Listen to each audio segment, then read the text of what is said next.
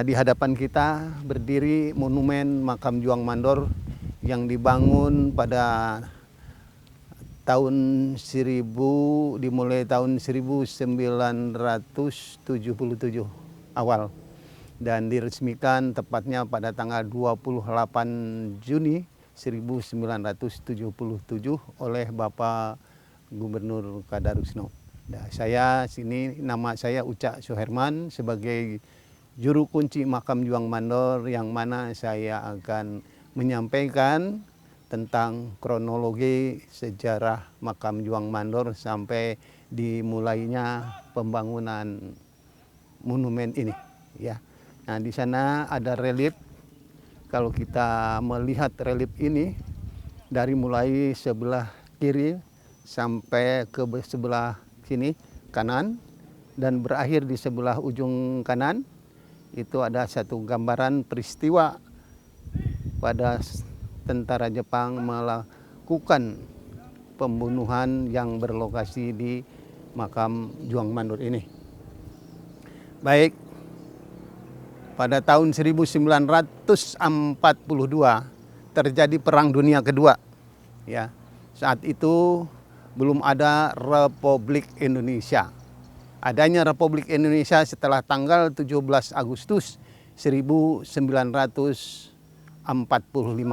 Secara kebetulan sekarang sebentar lagi kita akan memperingati hari ulang tahun kemerdekaan Republik Indonesia yang ke-79 ya, yang tepatnya yang ke-79 ya, sebentar lagi tanggal 17 Agustus.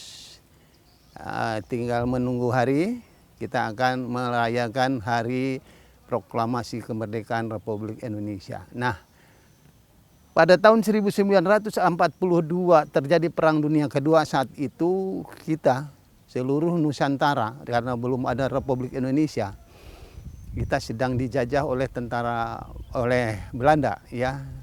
Jadi saat itu Belanda menguasai seluruh Nusantara dan khususnya Kalimantan Barat ini juga masih diduduki oleh tentara Belanda, dan saat itu seluruh Nusantara dipimpin oleh para raja se-Nusantara. Contohnya yang untuk Kalimantan Barat saat itu 11 kerajaan, ya, terutama yang satu persatunya kita ambil dari Raja Kadaria Pontianak, Raja Mempawah Mantubila, Raja Sambas, Raja Sanggo, Ketapang, Sintang, ya, seluruh Kalimantan Barat. Nah, jadi saat itu tentara Jepang tahun 42 karena dia mengambil alih pemerintahan penjajahan Jepang, tentara Jepang mengambil alih penjajahan Belanda di seluruh Nusantara khususnya Kalimantan Barat ini. Dan tahun 42 itu Jepang berada di Kalimantan Barat terdiri dari Angkatan Laut. Jadi kita bisa lihat di relief itu yang topinya cap jangkar itu adalah pasukan Angkatan Laut yang berada di Kalimantan Barat. Karena pada saat itu dunia dibagi dua, bagian Eropa oleh Nazi Jerman dan Asia Timur, Asia Raya, Tenggara, dan Nusantara dikuasai oleh Jepang. Dan di seluruh Nusantara Jepang berkuasa untuk menjajah yang tidak ada batasan peri kemanusiaan tentunya untuk Kalimantan Barat ini. Dan di sana digambarkan relief itu pada saat Jepang berada di Kalimantan Barat itu tindakan dan perbuatannya itu sudah sangat biadab, di luar batas-batas peri kemanusiaan. Contoh itu dari samping sana itu ada wanita-wanita yang ditarik tangannya itu, diseret. Itu adalah tindakan perbuatan tentara Jepang yang melakukan tindakan dan perbuatan di luar batas peri kemanusiaan. Contohnya perempuan-perempuan muda di mana saja, kapan saja diperkosa. Dan yang melawan kaum muda yang melawan dianiaya dan sebagainya. Dan Setelah kejadian tersebut, ya, kebetulan di kota Mempawah itu ada seorang dokter yang namanya Dr. Rubini, dan Dr. Rubini mendirikan rumah sakit Dr. Rubini sampai saat ini di Mempawah. Dan pada saat Dr. Rubini menjalankan aktivitas kedokterannya, beliau didatangi pasien-pasien yang berobat adalah hampir sebagian besar kaum perempuan yang korban diperkosa oleh tentara Jepang dan kaum muda yang dianiaya oleh tentara Jepang. Lalu Dr. Rubini dikumpulkan di dalam rekam medik untuk apa? Diketahui oleh para raja, karena saat itu yang mengatur pemerintahan adalah raja-raja. Nah, saat itu Dr. Rubini setelah banyaknya kasus pemerkosaan, akhirnya Dr. Rubini bangkit secara patriot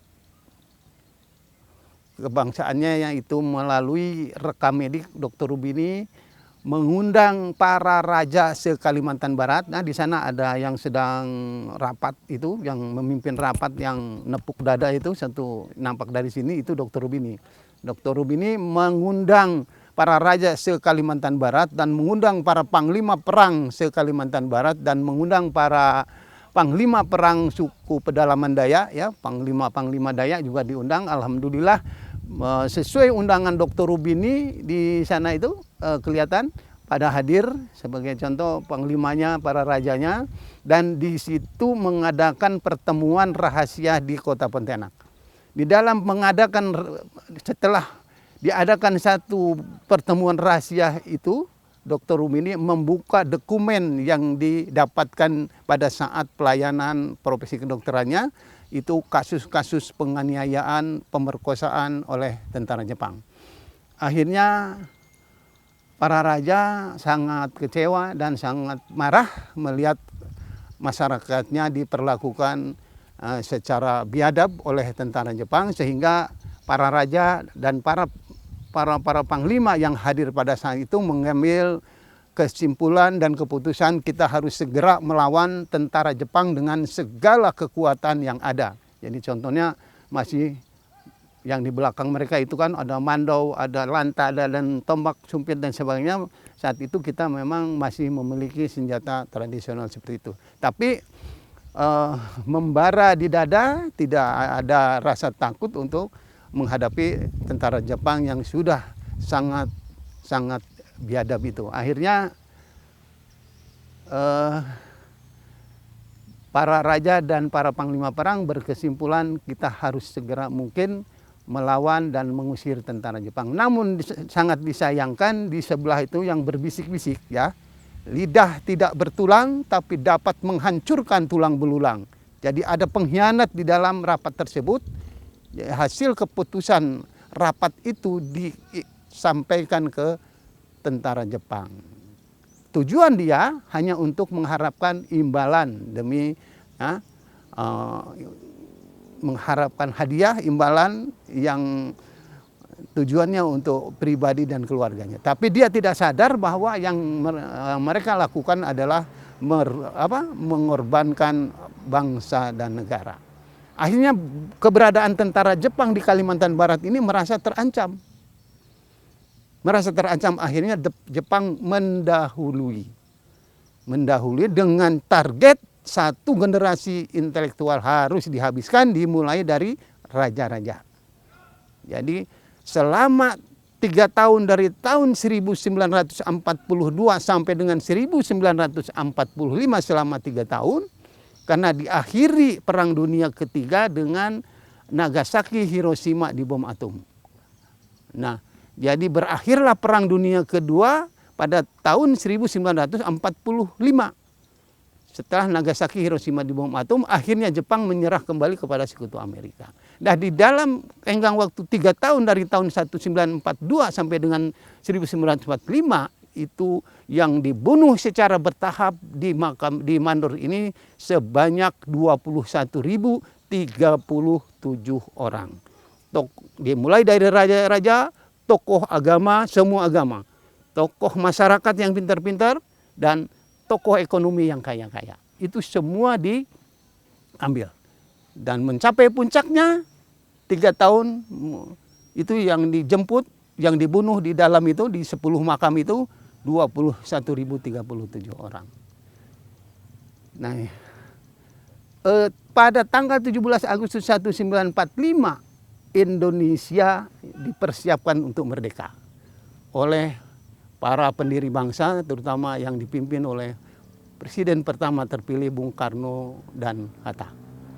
Beliau membentuk setelah Perang Dunia Kedua berakhir dan Jepang menyerah lagi kepada sekutu Amerika dan Jepang angkat kaki dari bumi Nusantara, ya belum Indonesia nih, Nusantara belum ada republik nih. Akhirnya Bung Karno membentuk PPKI, Panitia Persiapan Kemerdekaan Indonesia. Kenapa membuat itu? Karena kita memang sedang mempersiapkan untuk mencapai puncaknya Indonesia merdeka terlepas dari jajahan.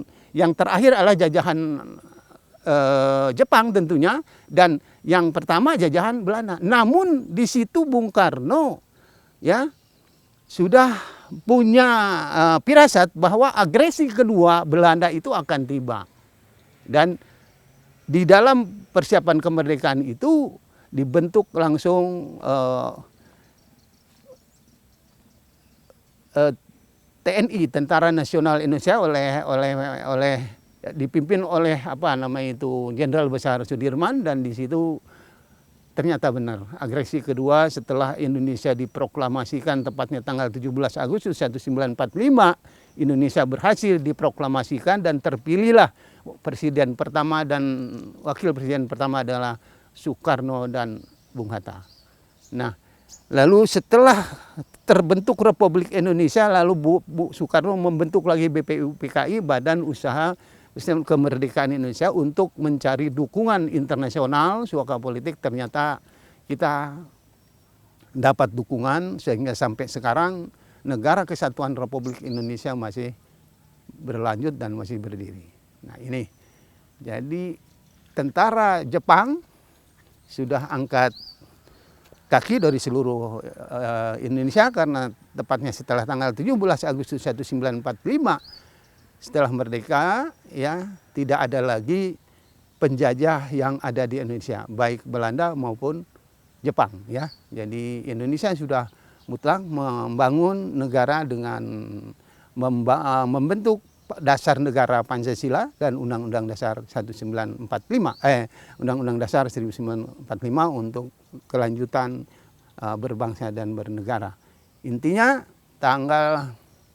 setelah terbentuknya presiden pertama, maka dalam transisi itu kan pembukaannya disebut bahwa sesungguhnya kemerdekaan itu adalah hak segala bangsa, dan oleh sebab itu penjajah di atas dunia harus dihapuskan. Lalu disambung lagi hal-hal mengenai pemindahan kekuasaan dan lain-lain diselenggarakan dengan cara seksama dan dalam tempo yang sesingkat-singkatnya, maksudnya menata negara, karena saat itu belum terbentuk para gubernur, belum terbentuk para bupati, wali kota dan sebagainya. Nah disinilah dalam tahun-tahun itu, karena Indonesia sudah aman, ya khususnya kalau Indonesia aman tentu Kalimantan Barat juga aman, karena raja saat itu ya yang dijemput oleh tentara Jepang itu dari door to door ke keraton, dari keraton ke keraton, raja dijemput oleh tentara Jepang itu dengan cara ditipu. Dengan alasan tadi raja mau disekolahkan ke Jepang, dijemput, ternyata di perjalanan diikat, dibawa ke sini. Bukan disekolahkan tapi dieksekusi mati di makam yang nomor 10 nanti kita lihat, itu khusus raja, karena itu eksekusi pertama dimulai dari raja. Dan berikutnya baru setelah raja selesai, target keduanya yaitu tokoh agama, pastor, pendeta, kiai, ustadz, biksu, semua agama, ya semua tokoh agama dan semua intelektual yang macam-macam agama disatukan, dibawa ke sini, dan tokoh masyarakat yang pintar-pintar dan tokoh ekonomi yang kaya-kaya. Makanya banyak juga orang suku Tionghoa yang dibunuh di sini, karena saat itu para pengusaha-pengusaha itu orang Tionghoa memang sudah memegang ekonomi yang yang terdahulu. Jadi kalau orang Cina itu tetap dari zaman dulu sampai sekarang yang kaya-kaya duluan mereka dulu, kita belakangan.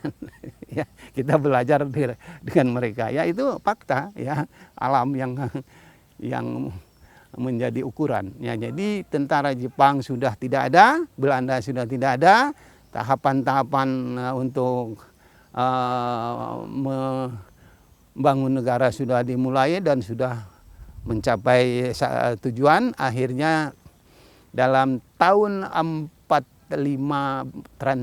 masa transisi tadi, Sultan Hamid II, karena raja yang selamat itu hanya Sultan Hamid II satu orang. Saat itu mau diambil Jepang, Sultan Hamid II sudah dibawa oleh istrinya ke Belanda. Kebetulan istrinya orang Belanda.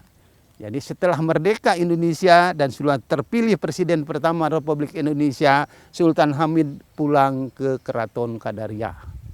Karena saat itu masih transisi, belum ada para gubernur, jadi mandat dari Bung Karno untuk mengurus Kalimantan Barat masih dikuasakan kepada Sultan Hamid II. Jadi selama Sultan Hamid II berada di Keraton Kadaria, dia pengen ketemu dengan para sahabatnya, raja-raja itu di seluruh Kalimantan Barat, diundang oleh Sultan Hamid II ke Keraton Kadaria.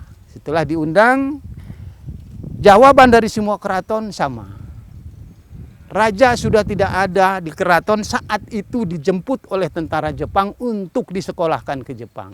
Tapi karena Sultan Hamid II diplomat internasionalnya juga cukup terkemuka, akhirnya Sultan Hamid II melalui PBB minta dibentuk tim untuk mendampingi Sultan Hamid II mencari para raja yang disekolahkan ke Jepang.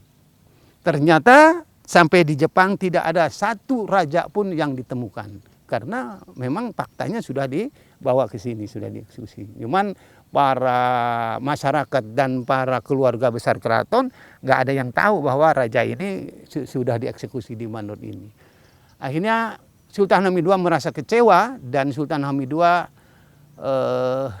pulang lagi ke Keraton Kadaria Pontianak. Setibanya di Keraton Kadaria Pontianak, ada beberapa bulan kemudian didatangi masyarakat Mandor membawa tulang belulang yang ditemukan di jalan raya yang tepatnya jurusan Sanggau tuh, yang di depan kantor camat, di depan masjid, di situ berserakan tulang belulang dibawa oleh anjing dan babi hutan. Karena masyarakat tahu belum ada gubernur, yang tahu raja, ya dibawalah ke kerajaan Kadaria mencari Sultan Hamid II, karena beritanya Sultan Hamid II sudah berada di keraton. Akhirnya diterima oleh Sultan Hamid II dan diperiksa secara forensik oleh Sultan Hamid II, ternyata itu tulang manusia.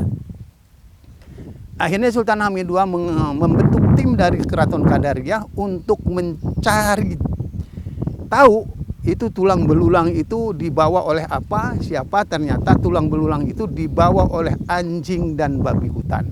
Lalu tim dari Keraton Kadaria itu bersama Sultan Hamid II mengikuti jejak anjing dan babi hutan. Ternyata arahnya ke sini, itu yang ditulis Jalan Kematian. Karena di situ dulunya hutan rimba, dan yang membuat rintisan jalan pertama adalah orang-orang yang dimatikan semua, yang sekarang menjadi para syuhada di makam Juang Mandor ini. Sehingga sampai di dalam ditemukanlah 10 tumpukan tulang belulang yang menjadi 10 barak makam sekarang. Tidak ditutup, karena begitu Jepang selesai membunuh, itu tulang belulang para jenazah di situ tuh tidak ditutup, ditinggalkan begitu saja. Mereka karena ditarik mundur oleh komandannya karena udah menyerah tadi. Yang di Kalbar ini dia tarik mundur ke samudera, karena yang di Kalbar ini khusus angkatan laut. Jadi begitu ditarik mundur ke samudera, jadi tumpukan tulang belulang ditinggalkan begitu saja, tidak ditutup. Maka dari itu sepeninggalannya Jepang mundur tadi, orang setempat belum ada yang tahu. Akhirnya anjing yang babi hutan disereti kemana-mana. Nah, dari anjing dan babi hutan itulah mendapat petunjuk bahwa di sini ada pembantaian massal. Dari karya usaha Sultan Hamid II berhasil menemukan. Ternyata akhirnya lagi Sultan Hamid melalui PBB minta pertanggungjawaban kepada Jepang. Ternyata Jepang bertanggung jawab, telah mengadakan genosida pembunuhan massal di Mandor ini selama 3 tahun bertahap. Jumlahnya 21.037 orang. Itu angka yang diterima oleh Sultan Hamid II. Akhirnya Sultan Hamid II mencari dana untuk membangun 10 barak itu. Ini belum ada, kalau ini mah udah merdeka. Jadi 10 barak makam itu dibangun dan dihitung biayanya, anggarannya. Karena Sultan Hamid II sadar dan tahu Jakarta baru merdeka, belum punya anggaran, belum punya APBN. Akhirnya Sultan Hamid II menembus ke PBB lagi, ke Amerika, meminta dana untuk membangun 10 barak. Ya, dengan data-data temuan dilampirkan, alhamdulillah PBB menyetujui dan memberikan dana sesuai dengan permintaan Sultan Hamid II, dan dibangunlah oleh Sultan Hamid II 10 barak makam yang sampai sekarang itu bangunan barak masih 90% peninggalan Sultan Hamid II, dan sekarang statusnya sudah menjadi cagar budaya nasional. Tidak boleh dirubah bentuknya, tidak boleh dirubah warnanya, namun kalau perawatan, kalau yang kuning ya dicat kuning lagi, kalau yang hitam dicat hitam. Namun maaf, sekarang ini sudah beberapa puluh tahun itu makam tidak pernah lagi dicat. Jadi kalau fisiknya nanti di dalam macam sisik ular, ya itu memang faktanya ya seperti itu. Kurang perawatan. Mohonlah kepada pemerintah yang terkait setempat, gubernur maupun pusat, karena ini sudah cagar budaya nasional. Tentu Kementerian Sosial juga Jakarta, Kementerian Sosial, Kementerian Dikbudnya, ya, pendidikan kebudayaannya, terus Depsos Provinsi, Depsos Jakarta ini sudah seharusnya bareng-bareng untuk bagaimana melanjutkan perawatan makam Juang Mandor ini, yang sudah jelas ini para syuhada 21.037 orang telah gugur membaktikan jiwa, raga, nyawa, air mata untuk bangsa dan negara. Jadi kita punya kewajiban untuk menghormati mereka, kita punya kewajiban untuk melanjutkan perjuangan mereka. Maka dari itu di sana ditulis, tidak cukup sekedar Anda kenang, tapi kuharap teruskan semangat juangmu, kata para syuhada. Teruskan semangat juangmu untuk memerangi segala bentuk penjajahan. Nah, ini yang menjadi pertanyaan kita. Masih adakah saat ini dan di negeri kita ini penjajah? Itu yang harus kita berantas. Ya, apapun bentuknya yang sifatnya penjajah itu adalah penjahat yang merugikan orang banyak. Tentu para syuhada sudah berpesan. Ya, untuk itu mari kita rawat makam ini, mari kita hormati para syuhada ini, mari kita lanjutkan perjuangannya agar negara kesatuan Republik Indonesia tetap utuh, aman, sejahtera sesuai dengan harapan yang telah ditulis para pendahulu kita di dalam Undang-Undang Dasar 45, dan negara Pancasila yang diakhiri dengan keadilan sosial bagi seluruh rakyat Indonesia yang beraneka ragam, Bhinneka Tunggal Ika, yang artinya berbeda-beda satu tujuan. Jadi semua agama ada di Indonesia, tetapi tujuannya sama. Agama tidak sama, tapi tujuannya yang sama. Kemana? Ke Pancasila yang pertama. Apa bunyinya? Ketuhanan yang Maha Esa. Yang Maha Esa itu siapa? Ya, yang Maha Esa itu yang menciptakan kita semua, yang mempunyai langit dan bumi. Kepunyaan aku, kata Allah, yang ada di langit, di bumi beserta isinya. Mari kita nikmati bersama. Perbedaan adalah keindahan, bukan untuk dipermasalahkan, apalagi dijadikan permusuhan. Pelangi itu tidak satu warna. Pelangi itu beraneka warna. Disatukan oleh Allah, hijau, kuning, merah, menjadi satu keajaiban yang tidak bisa dilakukan oleh manusia. Itu sudah tanda alam ini supaya ngerti bahwa perbedaan itu adalah keindahan, bukan untuk dijadikan permasalahan dan permusuhan. Pancasila sudah bagus, Bhinneka Tunggal Ika sudah bagus.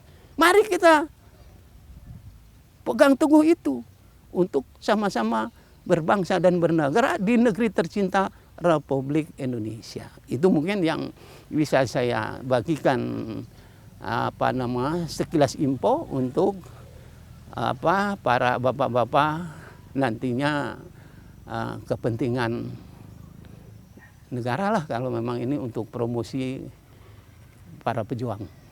Terima kasih. Wassalamualaikum warahmatullahi taala wabarakatuh.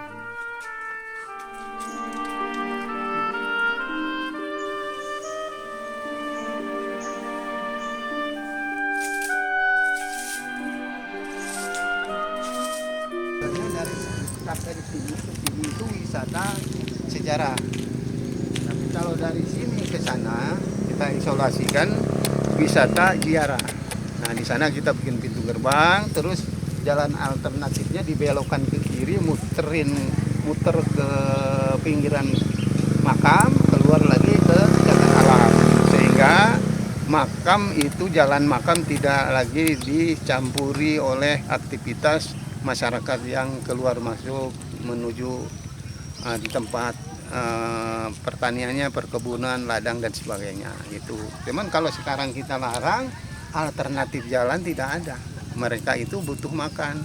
Mereka itu aktivitasnya di ujung makam kebunnya. Jadi tentu mereka menuju kebun melalui jalan makam. Tapi kalau dibuat jalan alternatif khusus untuk mereka masyarakat ke kebun-kebunnya, insya Allah jalan makam akan teramankan, akan terisolasi, tidak lagi dicampuri oleh kegiatan masyarakat. Kita tutup dan kita bikin pintu gerbang ziarah, wisata ziarah, dan di sana pintu gerbang wisata sejarah. Jadi dua di sini, wisata ziarah dan wisata sejarah. Itu untuk jangka panjang ke depan jikalau pemerintah ini menghendaki yang lebih baik dari sekarang. Oke.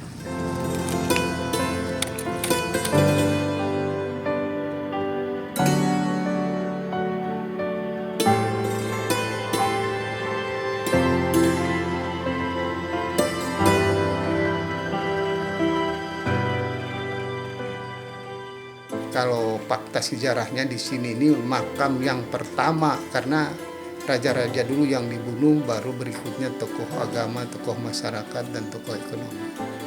Jadi kalau makam 10 ini ya terawatlah.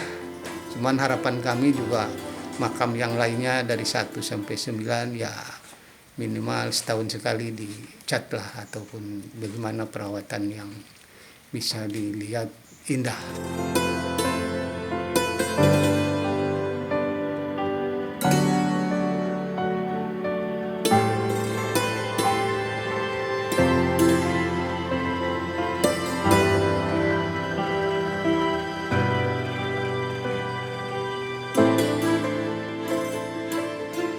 Nanti alternatifnya kalau untuk wisata ziarah kita bangun pintu gerbang, ya.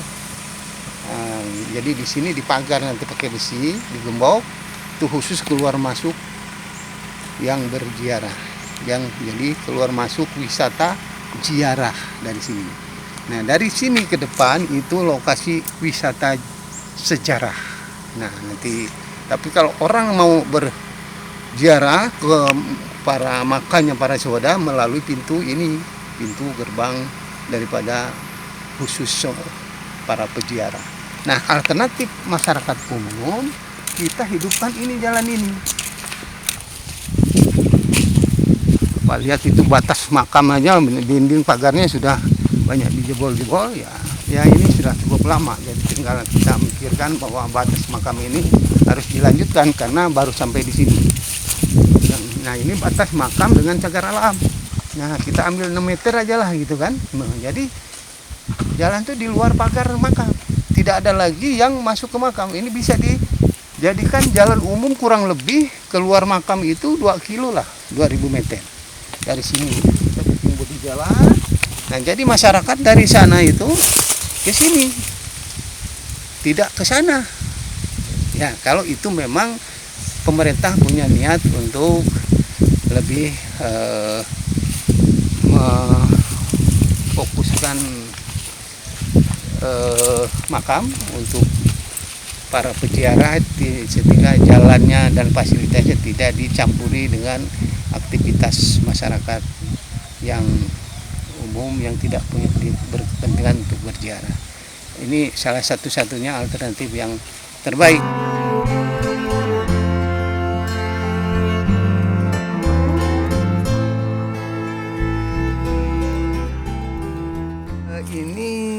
hitungannya hampir 40 meter kurang lebih. 40 meter dan terpanjang dibanding makam yang lainnya, karena di sini adalah tumpukan tulang belulangnya paling panjang dan disesuaikan dengan temuan tulang belulangnya dan lubangnya saat digali oleh tentara Jepang. Ya, lalu lubang itu langsung dicor di beton oleh Sultan Hamid II, dan inilah infrastrukturnya yang asli, masih peninggalan Sultan Hamid II ini masih 100%. Kalau tiang hanya baru direhab atap saja. Dulu atapnya sirap, karena mencari sirap yang jumlahnya banyak tidak mudah karena hutannya sudah jadi kebun kelapa sawit semua. Akhirnya dengan kesepakatan Bapak Gubernur dan dinas-dinas yang terkait diganti seng. Yang kita putar tadi yang kiri yang Bapak foto itu nanti ketemunya ke sini. Nah, ini masih areal makam ini. Ya, masyarakat kan keluar masuk dari sini nih, nembus ke makam. Tapi rencananya nanti ketutup di sana, di depan itu. Itu ketemu yang tadi itu kita kurang lebih 2 km. Ya, ini kita tutup. Jadi masyarakat arahkan ke sini, kan? Nah, ini tutup. Jadi tidak ada lagi masyarakat yang keluar masuk dari jalur jalan ini. Jadi kita belokkan ke sana. Nah, itu yang terbaik. Tembus ini. Bikin jalan 6 meter ke sana. Ke sini cagar alam. Jadi ini nanti jalan ini di antara makam dengan cagar alam. Ketemulah ke simpang yang tadi kita itu. Ini nanti juga ini harus dipagar. Percuma jalan ke sini kalau ini nggak dipagar. Jadi yang tadi itu pagar itu terusan ke sini. Itu harus. Itu bukan pagar yang rusak, harus diperbaiki dan harus dilanjutkan sampai ke sini. Jadi makam ini dikurung. Kalau nggak dikurung percuma kita bikin jalan alternatif, masih bikin jalan lagi ke sini nanti. Hanya tinggal bagaimana komitmen kita, ya, pemerintah, masyarakat. Tentu masyarakat ini asal diberi yang terbaik itu tidak akan menolak. Makanya saya bilang tadi, masyarakat lagi makan ubi, ya kasih roti. Kira-kira mau enggak ubi ditukar roti? Kan begitu. Ini kita pemerintah harus cari roti nih. Masyarakat sedang makan ubi. Makam ini kalau mau dipagar ya ke sini keliling, nyambung ke sini pagarnya. Nah ini, kalau ini harus dipagar makam ke sana, sambungan ke sana, baru jalan di sini. Untuk alternatif jalan masyarakat ya dari patok ini kita bikin 6 meter di sana. Ini harus dipagar, pagar sambungan yang dari depan itu dipagar keliling sampai ke tadi ujung makam 10. Nah, jadi masyarakat keluar masuk lewat sini, tidak lewat sana lagi. Nah, itu alternatif yang terbaik. Ya, masih. Ini untuk ritual agama Shinto yang mana yang akan dibunuh, misalnya sekarang jadi makam 8 tadi digali, setelah sudah siapkan lubang itu besar, sebelum dibunuh di lubang yang menjadi makam sekarang ini dibawa dulu ke sini, dipaksa untuk nyembah matahari. Setelah ritual nyembah matahari, mereka digiring lagi ke lubang yang sudah disediakan, langsung dieksekusi, dipancung pakai samurai yang sekarang menjadi barak makam. Jadi tidak ada yang dibunuh di sini. Di sini hanya ritual Dewa Matahari. Kalau batu ini kenang-kenangan Universitas Tanjung Pura, ada KKN mungkin 30 tahun yang lalu lah. Nah, jadi kalau ini saya sendiri yang bikin. Untuk apa? Ini yang cor ini untuk orang Cina yang sembahyang kubur kan suka bakar-bakar kertas. Jadi saya arahkan yang Konghucu ini ke sini untuk bakar kertas, bakar dupa. Karena untuk menyelamatkan hutan ini. Kalau dia sembarangan nanti pulang ninggalkan api, ini hutan bisa habis. Akhirnya alternatif saya bikin cor ini. Kalau mereka mau bakar-bakar kertas cara Konghucu itu kan, saya arahkan ke sini. Dan ini kenangan mahasiswa. Jadi sejatinya ini lapangan terbuka khusus untuk mengumpulkan para syuhada yang sebelum dibunuh itu dibawa ke sini dulu, dipaksa menyembah matahari, setelah selesai baru digiring dan dieksekusi di lubang yang sudah disediakan, yang sekarang menjadi barak-barak makam.